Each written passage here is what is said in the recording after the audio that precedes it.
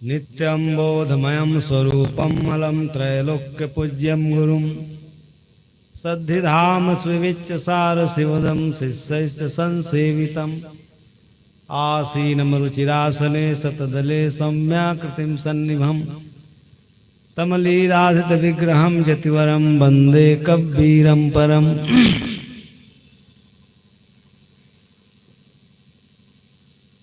सत्संग के इस पावन पुनीत अवसर पर अभी आप लोग अनेक मनीषी संतों के पावन विचार श्रवण कर रहे थे। बाराबंकी से पधारे परम पूज्य श्री साहेब जी ने जीवन के अनेक पहलुओं पर, अनेक विषयों पर बड़ा ही सारगर्भित और अर्थपूर्ण विचार आपके समक्ष रखा। समय भी हो गया है, 8 बजे तक कार्यक्रम चलना है और सारे लोग आप लोग थक गए हो। अब ओवरफ्लो हो जाए तो ये भी ठीक नहीं है। तो इतना देर से आप लोग बैठे हैं, हम लोग तो 1 आध घंटा बैठते हैं। महानता तो आपकी है कि आप 4-6 घंटा बैठ लेते हैं। बहरहाल जब आप बैठेंगे और ये अपनी चेतना को एकाग्र करेंगे तो कुछ न कुछ लाभ अवश्य होता है। अभी मैं अपने कमरे में बैठा था, एक बीटेक लड़का जो सूरत में शायद यहाँ बैठा हो, एक बड़ा अर्थपूर्ण प्रश्न किया मेरे से।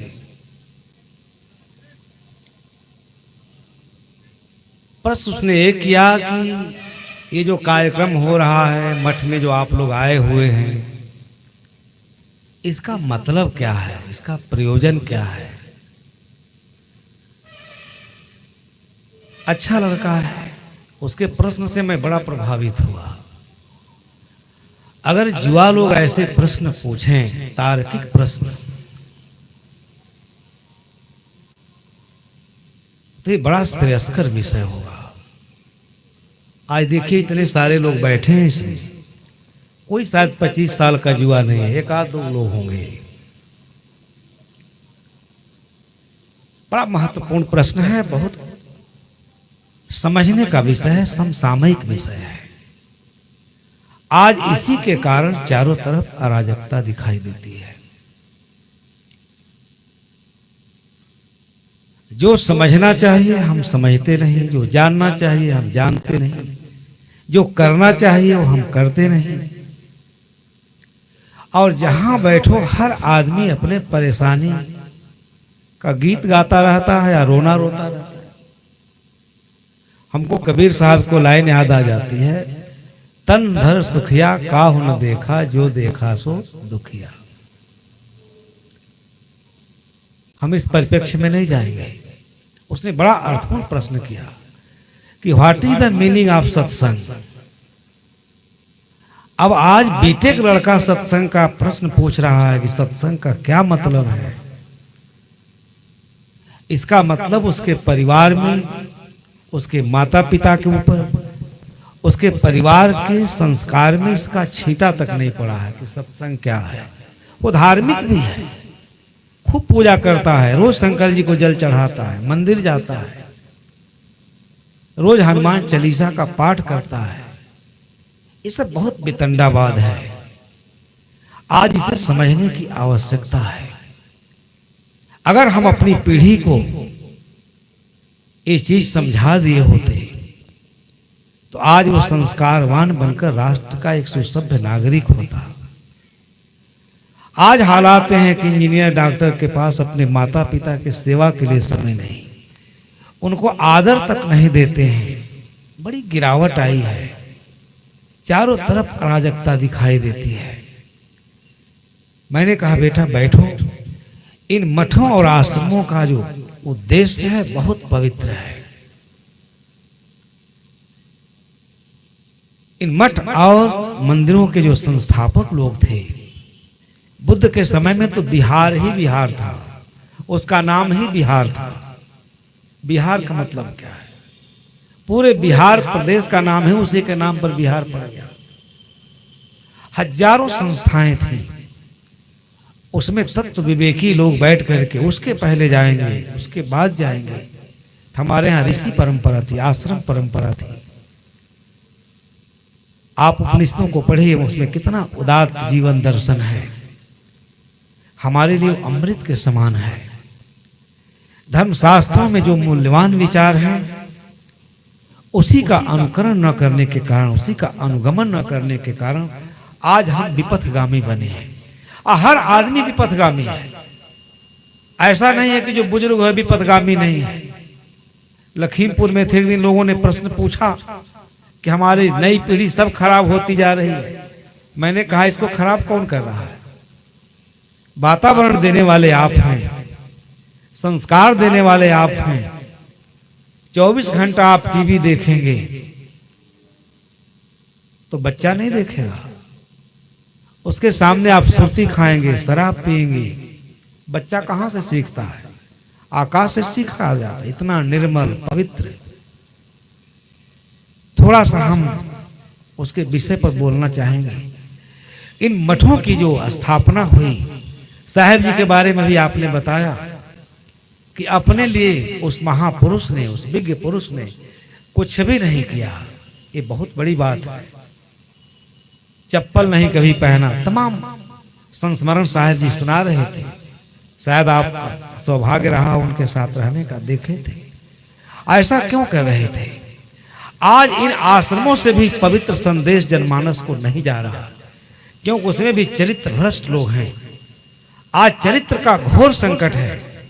मैंने उससे कहा कि बेटा, इसकी स्थापना, इसका निर्माण व्यक्तित्व और चरित्र के निर्माण के लिए हुआ, मनुष्य को मानवीय सद्गुणों से अलंकृत करने के लिए हुआ।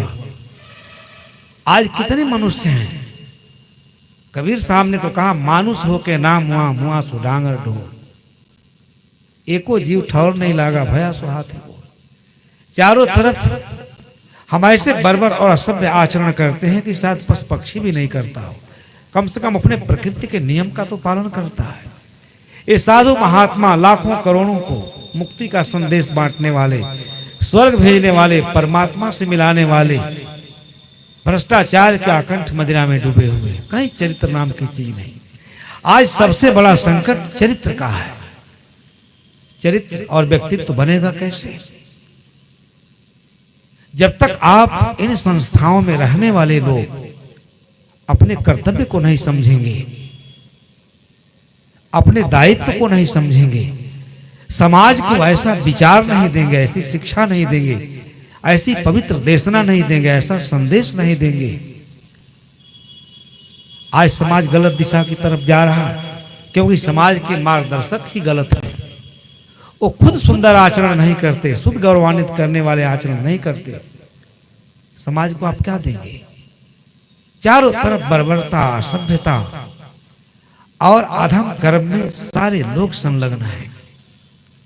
आप लोग यहाँ बैठ के सत्संग सब लोग सुन रहे हो, इसमें तमाम लोग सुरती खाते होंगे, बीड़ी पीते होंगे। एक दिन एक महात्मा प्रवचन कर रहे थे तो बताए, एक महाराज जी बड़ा सुंदर प्रवचन किए। आज जब प्रवचन समाप्त हुआ तो एक आदमी बहुत दूर बैठ करके सुरती बना रहा था, पेड़ के आड़ में, सभा में से जाके छिप करके। महाराज जी उसके पास धीरे से कह रहे हैं कि भाई थोड़ा सा हमको दे दो आड़ में। उसने कहा, महाराज अभी तो आप मंच पर प्रवचन कर रहे थे। कहे, छोड़ो प्रवचन की बात, मंच की बात यहां लाने की क्या जरूरत है, हम उसके बिना बेचैन हैं। अब जब साधु ही अपने ऊपर नियंत्रण, नाम उसका साधु है। साधु किस बात का है? न इंद्रिय निग्रह है, न कोई संयम है, न कोई साधना है, न कोई अभ्यास है। स्वयं अपने व्यक्तित्व को न पूर्ण बनाया है, न निर्मल बनाया है। वो दूसरे को क्या दे सकता है? कुछ नहीं दे सकता। चाहे वो सोने के महल में ही क्यों नहीं निवास करता हो, वो समाज को कुछ नहीं दे सकता। पहले हमको समझना चाहिए कि समाज का बहुत बड़ा ऋण है हमारे ऊपर। उस ऋण को हम कैसे अदा करेंगे?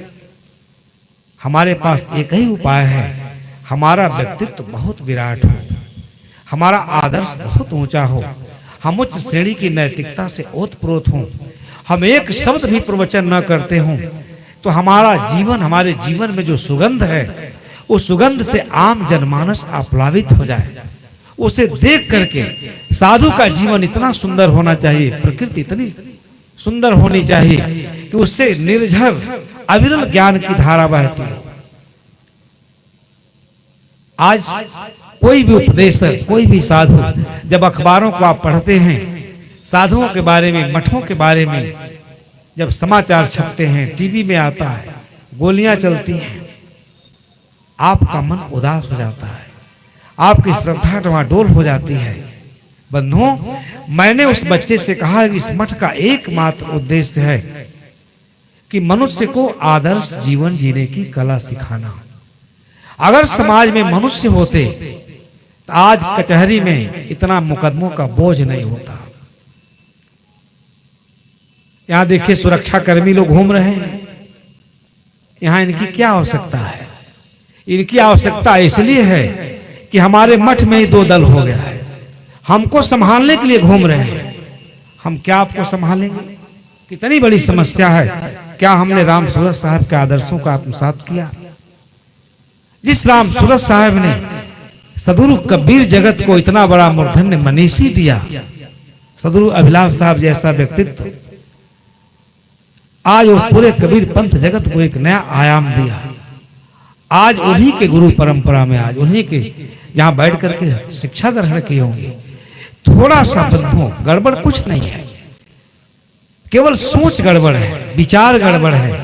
अभी साहब जी चित्त की बात कर रहे थे। उपनिषदों के दार्शनिकों ने क्या कहा? चित्त में वही संसार स्तर प्रयत्नेन शोधेत। आज से 1000 वर्ष पहले कहा गया, लेकिन आप अपने चित्त को शोधेंगे कैसे? सवाल उठ खड़ा हुआ है।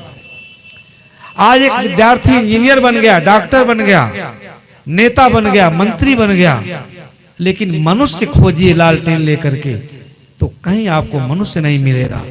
वो डॉक्टर बन करके बर्बर असभ्य आचरण करता है, मानवता और मानवीय सद्गुणों को कलंकित करता है, मानवीय मूल्यों को आघात पहुंचाता है। आज चारों तरफ सब कुछ ध्वस्त है, सब कुछ विध्वंस के गर्त में जा रहा है। मानवीय चेतना कुंठित हो गई है। विद्या से संभ्रांत लोग, विद्या के पढ़े लिखे लोग आज ऐसा अनैतिक आचरण कर रहे हैं कि सुन करके शर्म आती है। बंधुओं, सत्संग और मठ मंदिरों में रहने का मतलब क्या है? यह किसी यूनिवर्सिटी से कम नहीं है। आज यूनिवर्सिटी में पढ़ लिख करके लोग क्या बन रहे हैं? मनुष्य कोई नहीं बन पा रहा है। इस मठों में अगर अपने गुरुओं की परंपरा का ठीक से अध्ययन किया जाए, मनन किया जाए, चिंतन किया जाए, उनके संदेशों को आत्मसात करके जीवन जिया जाए। आज दो द्वंद्वों में मनुष्य झूल रहा है। मैंने एक दिन रजनीश का विचार पढ़ रहा था। रजनीश ने कहा कि एक आदमी था, गधा रखा था अपने घर पर। जिसे आप गधा कहते हो वो सुरती बीड़ी खाता है, पान खाता है, मछली की दुर्गंध आ जाए तो बहुत दूर से भाग जाएगा। हम कब मनुष्य होंगे? कब मानवीय मूल्यों से सुसज्जित होंगे? कब मानवीय गरिमा को पहचानेंगे? कब मानवीय गौरव को पहचानेंगे? आज सबसे बड़ी समस्या यही है। इसलिए कि हम इन संस्थाओं, ये संस्थाएं भी चौपट हो गई। इन संस्थाओं ने भी अपना मूल्य खो दिया। अनैतिक लोग इसमें प्रवेश कर गए। आज कबीर चौरा में जाके देखिए, जो कबीर साहब की साधना पीठ है, वहां का महंत कितना दिन के बाद जेल से छूट के आया है। सारी संपत्ति बेच डाला।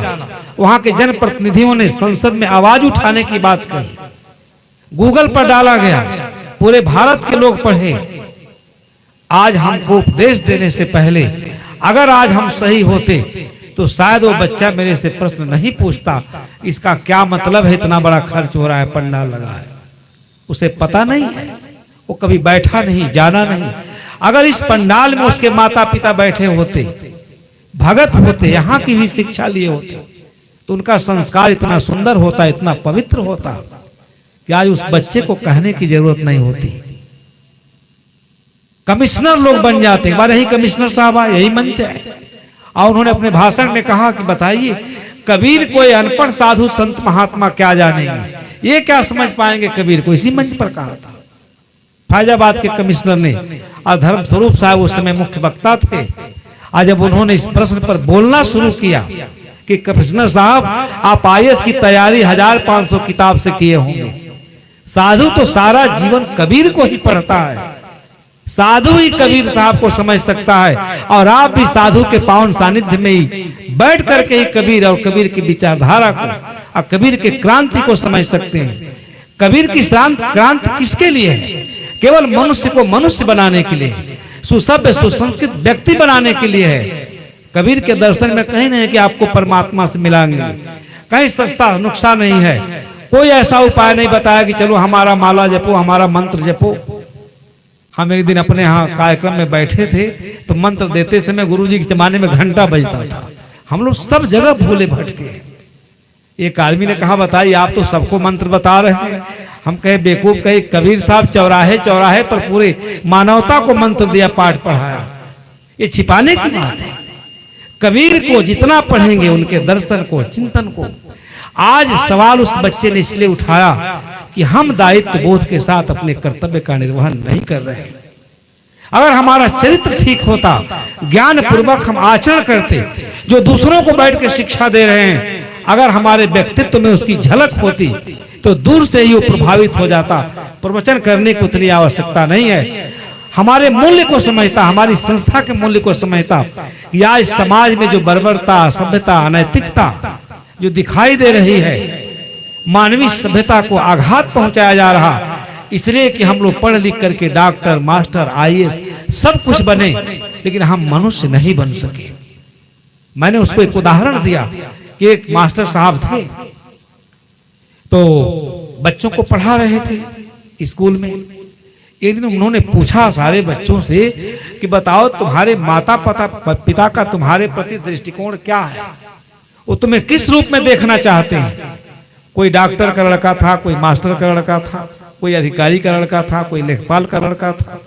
सब अपने अपने पिता की खूब प्रशंसा की, लेकिन जो सबसे मेधावी बच्चा था उसका पिता शराबी था। निंदित आचरण में, कलंकित आचरण करता था। आज बताइए शर्म आती है, इस सरकार, जिस सरकार का मुखिया साधु है, महात्मा है, उसके राज्य में इतनी दुकानें शराब की खुली हुई हैं।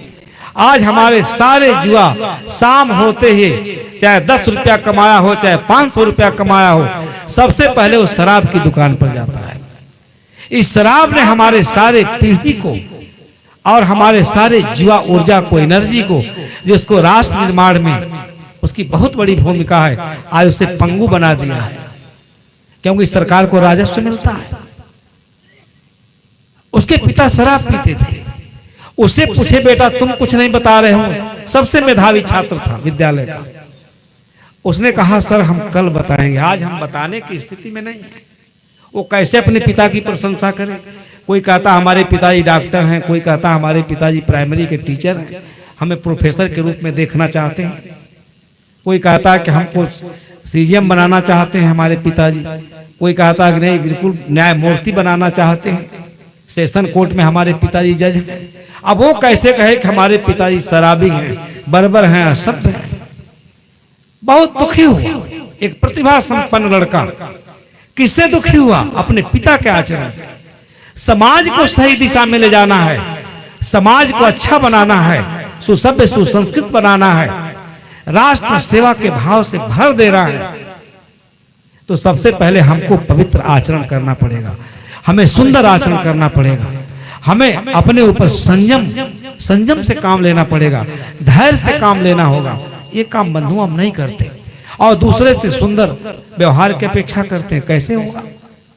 वो बच्चा गया घर, उस दिन उसकी माँ बैठ करके भोजन बना के रखी थी, बस्ता रखा, चला गया कहीं खेलने। कई बार उसने आग्रह किया बेटा भोजन कर लो, बेटा भोजन कर लो। उसने कोई बहानेबाजी करके चला गया। माँ बहुत दुखी हुई, शाम तक नहीं आया, 9 बजे रात तक नहीं आया। उसके पिताजी शराब पी करके एकदम बिल्कुल मस्त। अब शराब पी लिए तो क्या पूछना है फिर? शराब में तो बिल्कुल स्वर्ग में आदमी चला जाता है। पिताजी से कहा क्या पता क्या बात है, आज बेटा कुछ भोजन नहीं किया। बड़ा दुखी लग रहा था, उसके चेहरे पर बड़ा दुख का भाव है। पिताजी बिल्कुल अपने बस में तो है नहीं, अपने नियंत्रण में तो है नहीं। इसीलिए तथागत ने कहा था, शराब समस्त पापों की जननी है। जिसने शराब पिया, शराब के नजदीक गया, वो संसार में कोई भी दुष्कर्म कर सकता है, सभी पापों को कर सकता है, इतना वो दृढ़ हो जाता है। बहुत बड़ी बड़ी बात उसने कहा अपने अनुयायियों को कि तुम पहाड़ से कूद जाना, तुम्हारी शरीर नष्ट होगी, तुम्हारी आत्मा नष्ट नहीं होगी। शेर के सामने दहाड़ते हुए शेर के सामने खड़े हो जाना, तुम्हारे शरीर को खा सकता है, तुम्हारी आत्मा को कोई नुकसान नहीं पहुंचाएगा।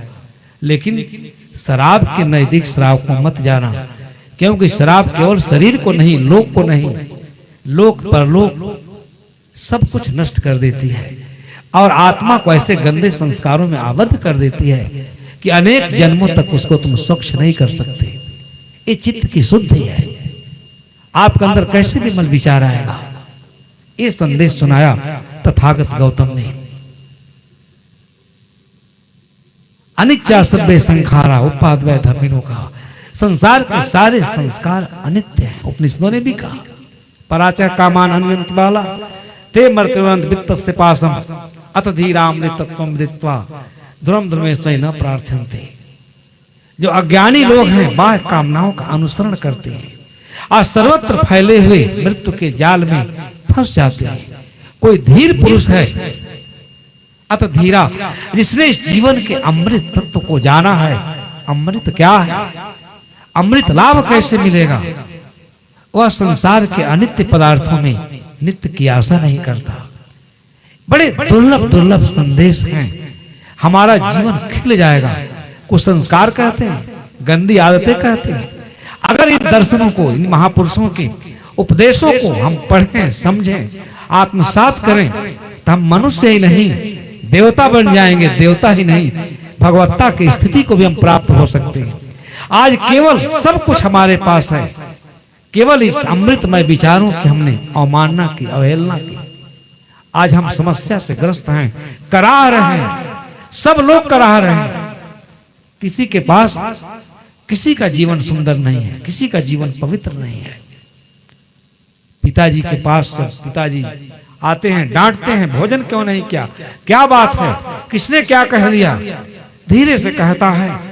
कितना सुंदर आचरण है उसका अपने पिताजी से कि पिताजी मुझे कोई दुख नहीं है।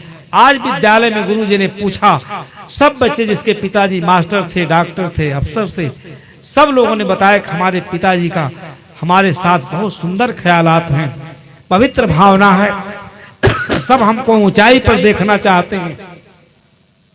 हमसे पूछे, हम लज्जित हो गए।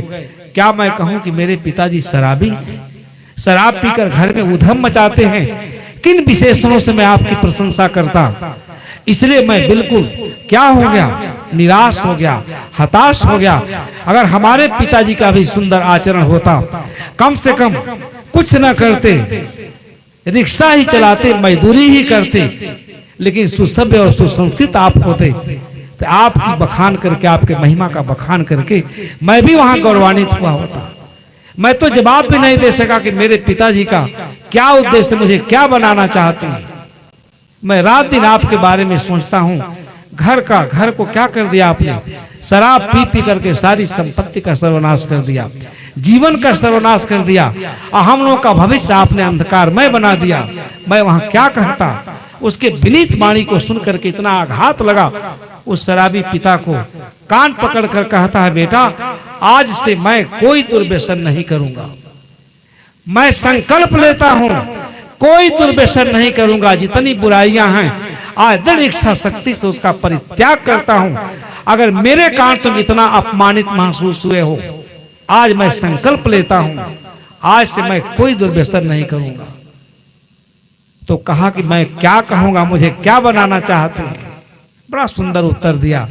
कहा जाओ गुरुजी से कह देना, आज से तुम मेरे बेटे नहीं, तुम तो मेरे गुरु हो गए। तुम्हारे शिक्षा से मैं क्या बन गया, मैं मनुष्य बनने के लिए आज से प्रयत्नशील हो जाऊंगा।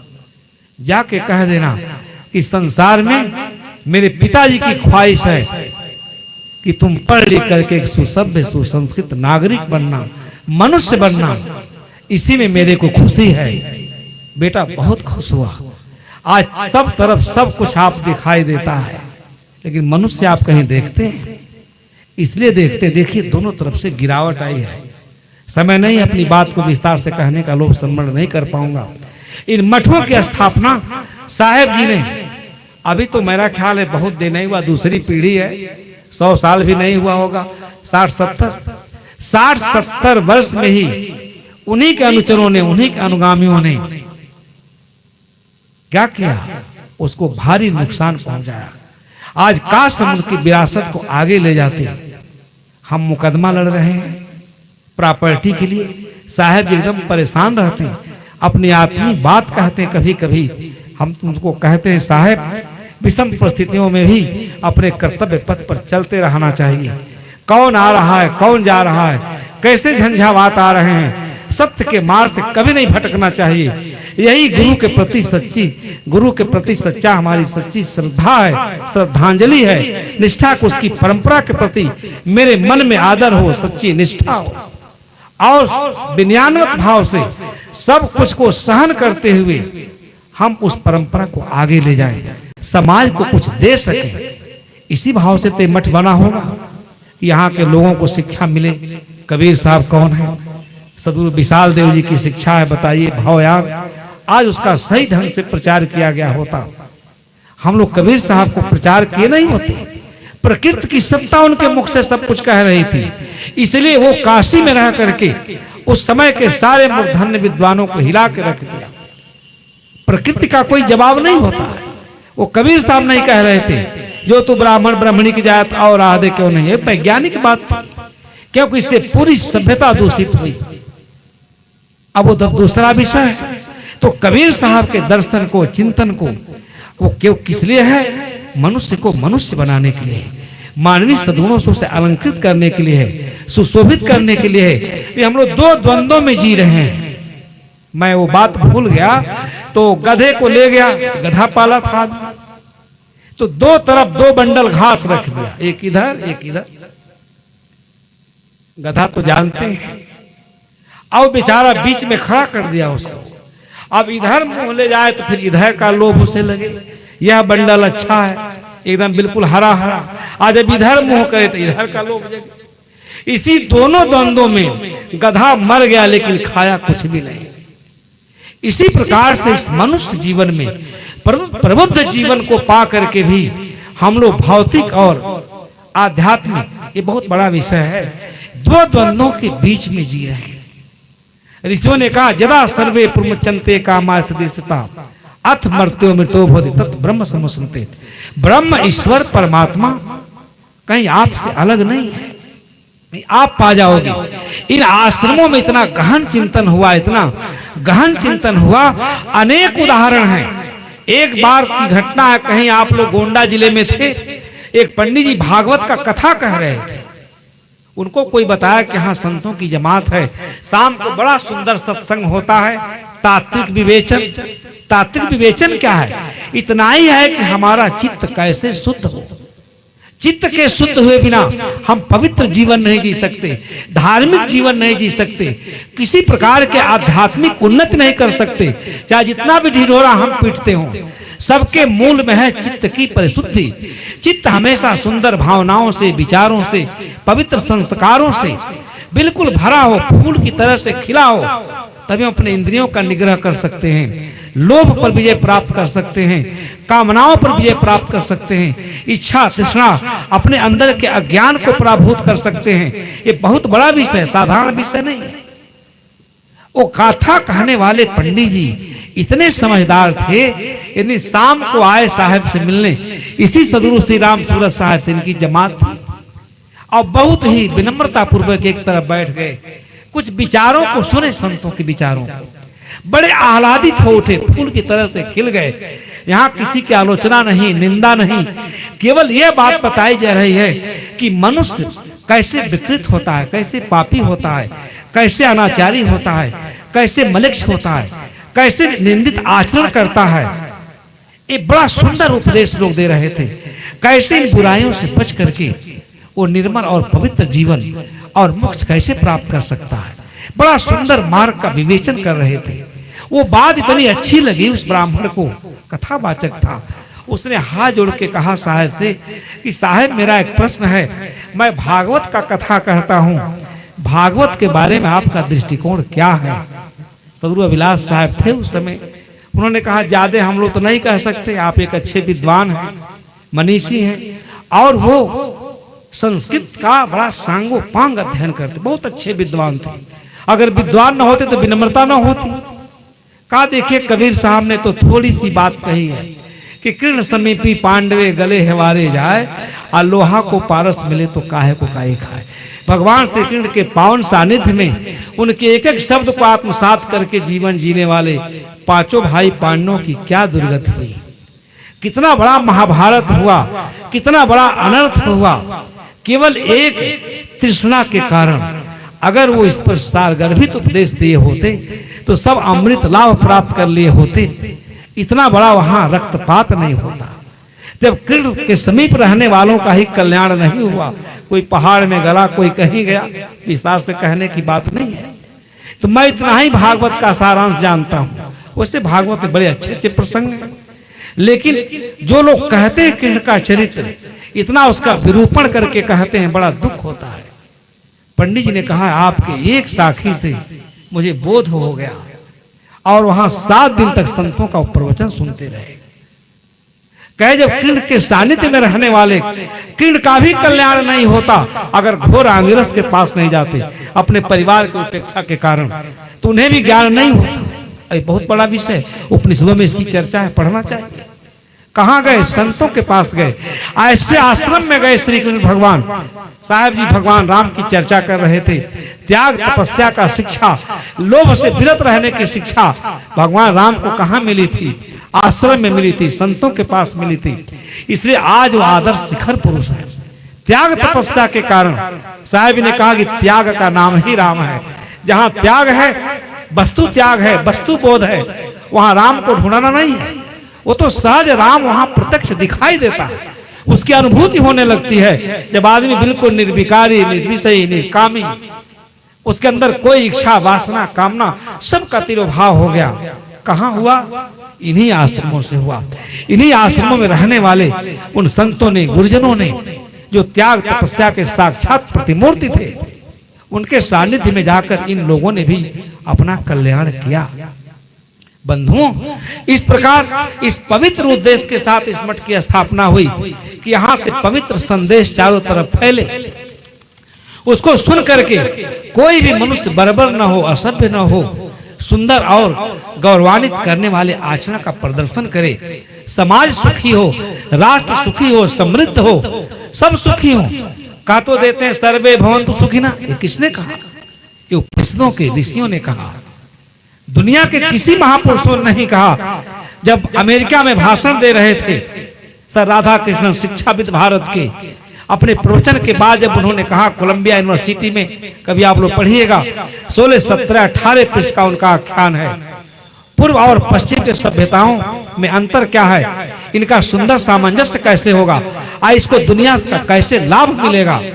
अंत में उन्होंने कहा, हमारे मनीषा में कहा गया है, सर्वे भवन्तु सुखिनः, सर्वे सन्तु निरामया, सर्वे भद्राणि पश्यन्तु, मा कश्चित् दुःख भाग् भवेत्। ये भारत का दृष्टिकोण है कि संसार का कोई प्राणी दुखी न हो, सभी सज्जन हो, सभी निरोग हो, सभी सुखी हो, किसी को कोई दुख न हो। लेकिन ये भाव कब आएगा? जब इंद्रिय संयम होगा, जब हम अपने महापुरुषों के, अपने गुरुजनों के आदर्शों का आत्मसात करके जिएंगे, उनकी परंपरा को पूरी श्रद्धा, निष्ठा, अनन्य अनुराग के साथ हम समाज में लेके जाएंगे, तब समाज की श्रद्धा इस आश्रम के प्रति बढ़ेगी, हमारे प्रति बढ़ेगी। अगर हमारा व्यक्तित्व पूर्ण नहीं होगा, निर्मल नहीं होगा, और प्रज्ञा की प्रखर धारा, विरल धारा हमारे जीवन से नहीं बहेगी, उसका स्रोत नहीं होगा, तो समाज हमको माफ नहीं करेगा। आप लोग याद रखिएगा। इसलिए इस आश्रम में जो लोग रहते हैं, इस आश्रम के जितने अनुयायी हैं, सब सदगुरु राम सूरत साहब के, सदगुरु अभिलाष साहब के, आज जो सबके गुरु हैं, संत मत के आदि प्रवर्तक सदगुरु कबीर साहब, उनके बताए हुए देशना को आत्मसात करके जीवन जिए तो पूरा समाज सुखी होगा। हम आध्यात्मिक उन्नति करेंगे, अपना जीवन कृतार्थ करेंगे, अमृत की उपलब्धि इसी जीवन में करेंगे और कहीं कोई न बुराई रहेगा, न पाप रहेगा, न कोई किसी का निंदा करेगा, न आलोचना करेगा, सब में समत्व बुद्धि आ जाएगी। यही इस मठों की स्थापना का उद्देश्य है। और सब मानवीय सद्गुणों से अलंकृत होकर के सुंदर और आदर्श जीवन जिएंगे। अगर यह काम यह मठ करता है तो चिरकाल तक मानवता की सेवा करता रहेगा। अब मानवता की सेवा के लिए ही इन महापुरुषों ने अपना सारा जीवन समर्पित कर दिया। ये एक कीट ऐसे नहीं बन गया होगा। राम सूरत साहब अपने घर से कोई थैला लेके नहीं आए थे। इस समाज के लोगों ने उनके चरित्र, उनके जीवन मूल्य, उनके आदर्श, उनकी पवित्र देशना और उससे समाज को जो लाभ हुआ, कल्याण का मार्ग जो सबके लिए प्रशस्त किए, सबके लिए समुद्धारकर्ता के रूप में अपने को स्थापित किया, तब आप अपने खून पसीने का एक एक पैसा देकर ये आश्रम बनाए हैं। इतना बड़ा बगीचा है। आज धन के लोभ में हम लोग विवाद कर रहे हैं। ये हम समाज को क्या दे सकते हैं? हम तो सबसे आग्रह करते हैं, हम लोग सबके हैं, सबकी सोच बदलनी चाहिए, दिशा बदलनी चाहिए और कर्तव्य के पथ पर हमको सत्य निष्ठा के साथ अपने अंदर कोई इच्छा है, आकांक्षा है, कामना है, थोड़े दिन रहेगी और उससे समाज हमको बहुत काल तक हमको क्या करेगा? हमको माफ नहीं करेगा। इसलिए आज ही समय है, सबका परित्याग करके उन गुरुओं के प्रति श्रद्धा रखें, समर्पण रखें, उनकी परंपरा में आस्था रखें, तो हम समाज और राष्ट्र की सेवा करने में सफल होंगे। आप सबको बहुत बहुत धन्यवाद देते हुए मैं अपने विचारों को विराम देता हूं।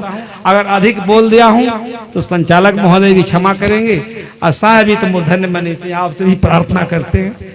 साहब जी के बाद हमको नहीं देना चाहिए, साहब जी को बाद में दिया करिएगा, इतना ध्यान रखा करिए।